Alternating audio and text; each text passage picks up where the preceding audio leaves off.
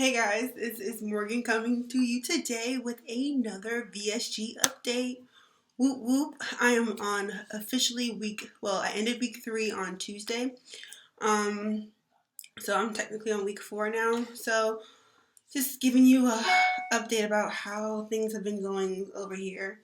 So let's just say, um, my doctor required me to do 2 weeks of straight up liquids. So it was just chicken broth, protein shakes, jello. Pretty much it, with water and yeah, and like diluted juices or whatever. So I did that for 2 weeks and I had a mental breakdown. Like one day I was like, I cannot do this. This is too much. Like it was a mental it was too much. It was just, it was too much, too much, too much, too much. Like, first of all, hold on, bitch. First of all, you mean to tell me that you're gonna take 80% of my stomach, which I already signed up for. So I understand that part. So you're gonna take 80% of my stomach. I'm gonna be in pain for a couple of days, and I can't eat anything like at all. All I can do is drink chicken broth, and you have family members who don't have the surgery, and I'm not going to tell them to change their lifestyles, but they're eating fried chicken. You know, my dad one day made a freaking hamburger that smelled so good. I had to walk out the house because when I had my surgery, I ended up working from home the week after for 2 weeks, and so I was set up in the kitchen. Wrong move because that nigga was cooking everything, and I'm just like, mm, I could just like smell the the goodness and feel it in my mouth. But I know it was here for a certain purpose. So I'm glad to say, thank God, he got me through 2 weeks of a liquid diet. So last week I was able to start mushy food. So I had pureed food such as cauliflower mash, which was excellent. I loved it. I ate it up. I was able to have what's it called? Mashed potatoes, and I could have oatmeal. So that's pretty much all I ate. But for after 2 weeks of damn near starvation, I was like, girl, bring that stuff on because that's on and popping. So, anyways, stats. Well, not really stats, but so I've lost 27 pounds in total. Um, I'm slowing down my weight loss. I've been the same weight for about a couple of days now.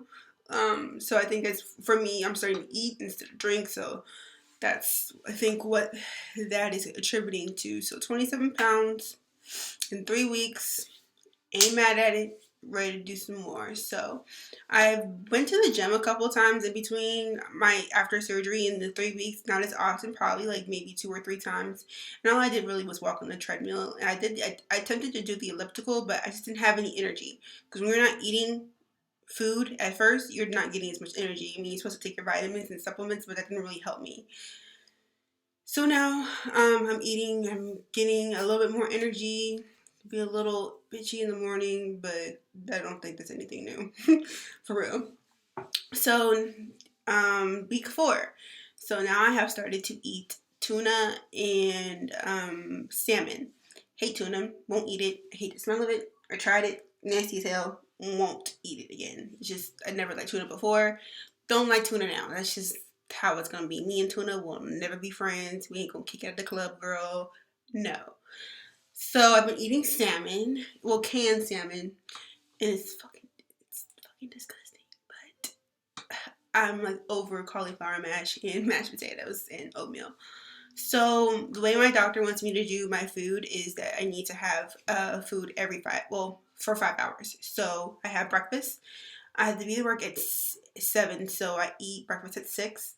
Then I stretch it a lot because I like to take my breaks, right before I'm about to get out, so it's like I have too much time left after I come back from my break.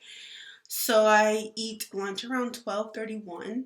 And then after that, I'm not supposed to eat dinner until 4. But I feel like 4 is too early to eat dinner. So I kind of space it out and wait a little bit longer.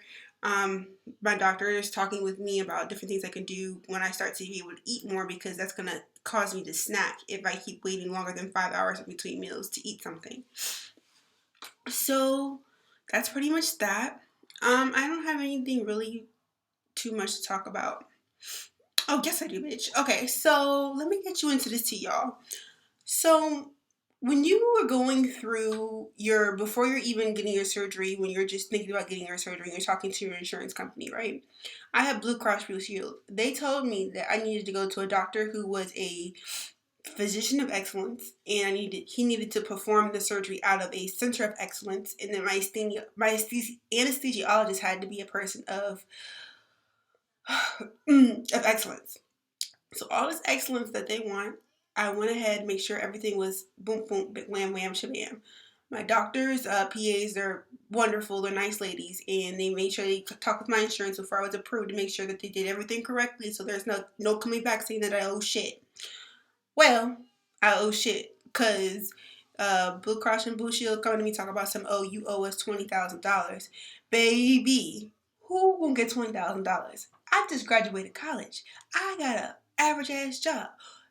Baby, I can barely make my car payment. I live at home with my parents. So who's gonna get $20,000? Not you, Blue Cross and Blue Shields. Not for me. No, you're not. So now I am fussing with them about the insurance. So word to the wise is make sure you stay your ass on top of the insurance company before you get your surgery, so you don't have to deal with this extra bullshit that I'm dealing with afterwards about them. Um, just a little background on what my insurance required. I have Anthem, Blue Cross, Blue Shield. Don't get me wrong, they're nice people, but they be fucking up my insurance. Excuse me, I curse. They be fucking up my insurance. But anyways, so what I did in order to get surgery is way back when I was in college. Like I think it was a sophomore year, which was like in 2010. I called up there and I was really interested in getting the surgery. But but I wasn't like 100% sure. So like they gave me a lady, they assigned me to her. We talked about it. Back then it was you had to have either a BMI of 32 or higher, 35 or higher, with comorbidities such as like sleep apnea, diabetes, high blood pressure, hypertension, things like that. Or you had to be a BMI of 40 and over. You didn't need any comorbidities. Well, then when I was looking into the surgery, I was like on that cusp of like the BMI, of the BMI of 35 or higher. But if I lost 10 pounds, that was that. And you had to lose pounds in order to get the surgery, right? So I was like, forget it. Like I gave up. I was like, whatever. Lo and behold, I gained some more weight. Didn't want that shit to happen, but hey, who the hell does? So I gained some more weight, and then I tried again this time. And I called her, and I asked to see what, if anything, changed. So the BMI stuff is still the same. But they also require you to have a 6 month. Well, they had it the same. They had it back then to you. It has required to have a 6 month doctor supervised visits, a dietitian, as well as a psych eval, and I believe that was it from them. So I first did the 6 month trial, and let me tell you how that went.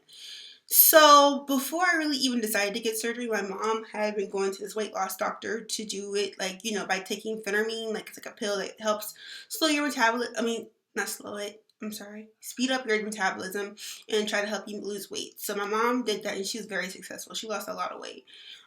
So I decided to do it too, but I was living in a different area. So I went down there and found a doctor down there that did the same thing.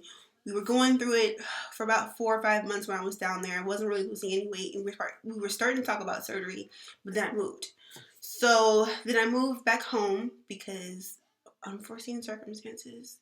Anyways, so I moved back home and I found the doctor that my mom goes to.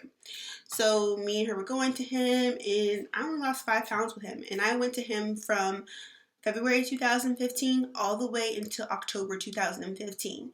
So during that time span, I did not lose anything but 5 pounds, and I was working my ass off.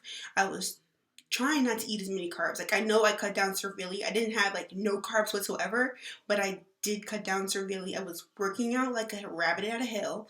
I was, making sure I was doing the right things, and I just didn't lose any weight. So I was like, enough is enough, and like, I don't want to die like this. So,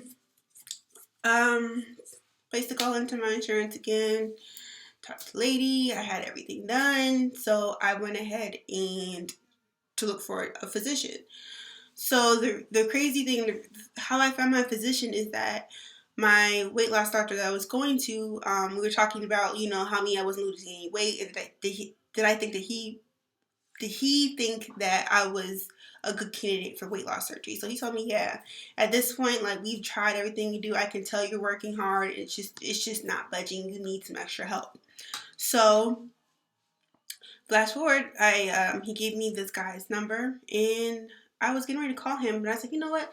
Let me do some, reviews on this guy. So I did some reviews, and everyone is talking about how bad of a surgeon he was. So I'm like, well, why do I want him to operate on my body? Like, people talking about somehow they had to have revisions, and I originally was going to get the lap band, and people were saying how they had to do revisions and how it wasn't tight enough. Some people, like, the bedside manner was bad, and I was like, no, I'm not dealing with that. So I was kept scrolling through the reviews, and then this one lady was like boasting about my surgeon that I have now. So I went and found him, and it was love at first sight, and I went up and signed up for a seminar, because you have to have a seminar before you can meet him. So the seminar basically just talks about what you're going to be going through, and as far as like all the details. And then I went up and met with him. He just checked me out, gave me some, feedback on what I was looking for. And so he's like, so you have a choice between the lap band, the gastric sleeve, and the gastric bypass. So I was like, I want the lap band. And he was like, okay, I can give you the lap band, but you're not going to be happy. I said, why is that? He said, because you're only going to lose about 40% of your body fat. 40% of your weight. So I'm like, since you're trying to do math for him, I think he understood that I really didn't know. So he was like, yeah, girl, you're only going to be like 190. I'm like, 190? Like, if I'm going to do this, I want to be like, not skinny, because I want my curves. I want to be voluptuous and everything like that, but I want to be no damn 190. I mean, nothing wrong with 190, but if I'm going to do it, I'm going to do it. So he was like, I think you would be a good candidate for the sleeve, because I didn't want to do the bypass because it's just too much. I felt like it was too much for me. So I ended up going up with the sleeve, and here we are. I am sleeved. I was sleeved February 16th, 2016. Oh, it's February 10th. Oh, it's March 10th. Girl, I am 6 days away from a month out. I can't believe a month went that fast. So, yeah. So I've already hit my 3-week stall. I've been the same weight for a couple days now. I'm hoping I see some movement. I'm going to start getting into the gym. I was trying to do it this week, but this week's been hell on earth. There was just no way I can get into the gym with everything I had going on. So I'm going to get into the gym, try some different things to see what I can do as far as that is concerned. My eating is getting better, so I'm able to explore more options and everything like that. The only thing that I feel like I'm missing out on is this dumping syndrome. Even though I don't want to throw up or anything like that, I just feel like I'm missing out because I eat and I stop because I get full. So like I stop, but I feel like I don't know when I'm full right now. Like, I eat and I burp and I kind of stop when I burp because I heard that that's like the telltale sign that you're full. So I just stop. And then I feel full, and I don't feel like I'm still hungry, so I stop. But I kind of like, in a weird way, I kind of like want to push myself to the dumping phase. So I know, girl, don't do that shit again, because that's what you got. That's what your head was in the toilet.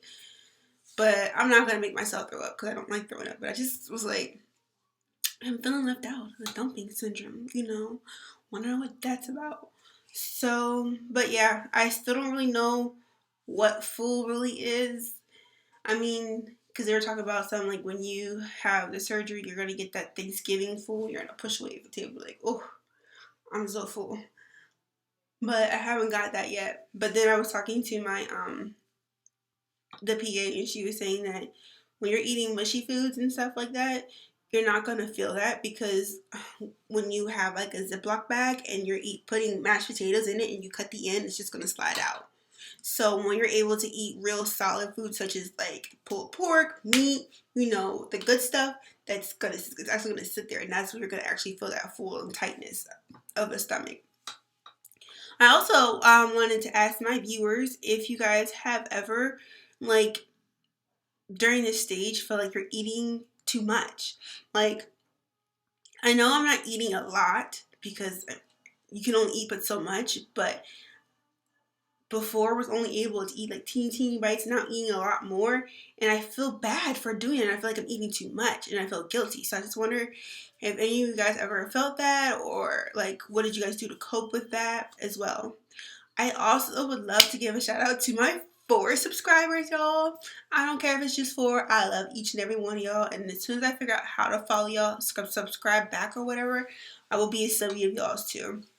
So I hope you enjoyed this video. Any questions, comments, or concerns, girl, let me know. Or boy. I don't discriminate. So you guys have a wonderful night, wonderful day. Hope you guys are doing well on your VSG journey. And I will check in with you in a couple of weeks. Maybe a week, maybe a day. I don't know. Bye.